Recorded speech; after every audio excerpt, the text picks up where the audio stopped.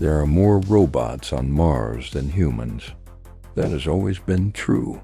But today, the machines weren't the ones marching toward us. "They're coming," I shouted, my voice cracking. The words tore out of me before I could stop them.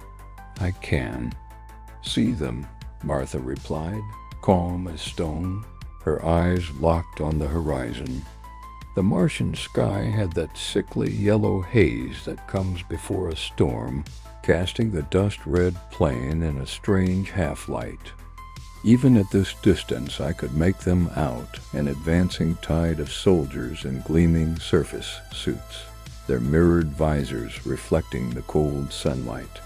Behind them came the machines, squat armored crawlers and tall, insect-legged gun platforms, kicking up choking plumes of dust.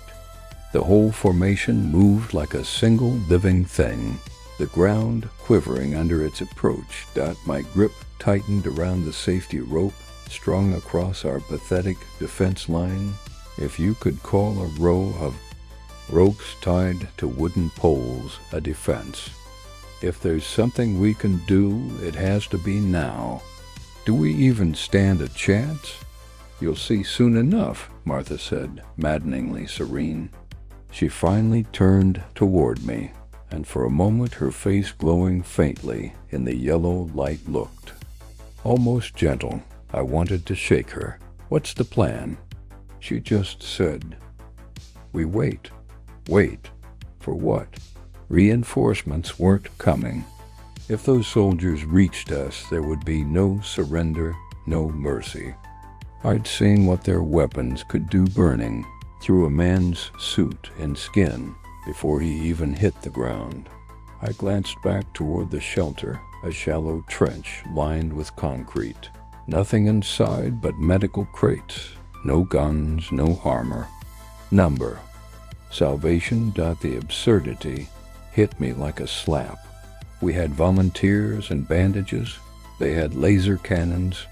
Was the plan to let them kill us and then patch ourselves up? Martha didn't move.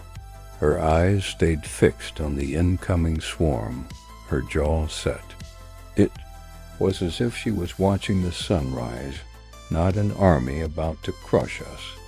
"Hold on tight," she suddenly barked, her first sharp edge of urgency cutting through the air. Sweat ran down my back. Inside my gloves, my palms were slick. I started to wipe them on my suit, out of habit, stupid, useless, when Martha's voice cracked like a whip. "No, don't let go of the rope." She stepped in close, her movements quick and deliberate now. "Fasten it around your wrist like this." She wrapped her rope around her arm with practiced precision, the fibers biting into her sleeve. "And don't you dare let go." I copied her, my heart pounding harder with every step the enemy took. Their formation was close enough now that I could hear the faint hum of their machines under the low howl of the wind. "What if they don't stop?" I whispered. "They will," she said. The rope in my hands trembled, not from me, but from the faint vibrations coming up from the ground. Something else was moving beneath the surface. That was when I realized maybe Martha's calm wasn't madness. Maybe the plan wasn't to stop them with guns at all. Maybe the real weapon was already waiting under our feet. And so we stood there, bound to the rope, the enemy bearing down on us, the air charged and ready to split seconds from something that would either save us or bury us.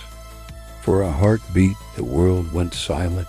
No wind, no machine hum, just the faint hiss of my own breathing inside the helmet. The enemy formation was still coming.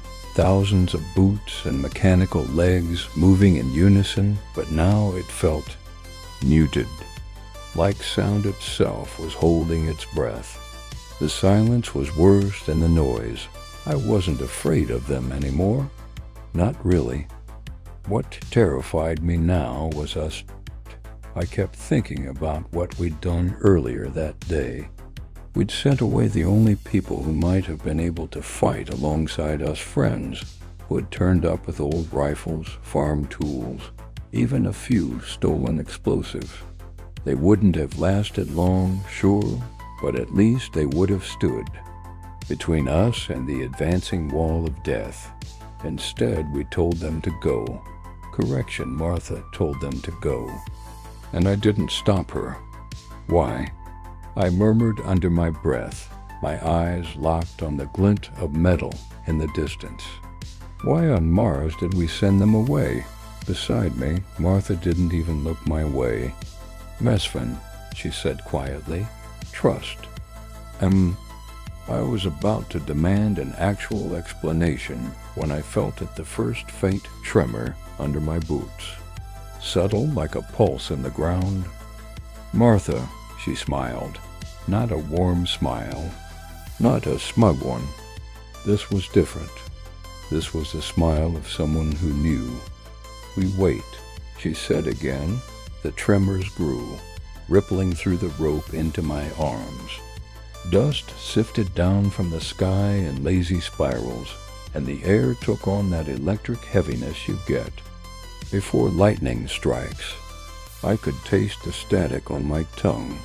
The enemy was closer now, close enough to see the details of their armor, the pulse of their weapon ports charging up.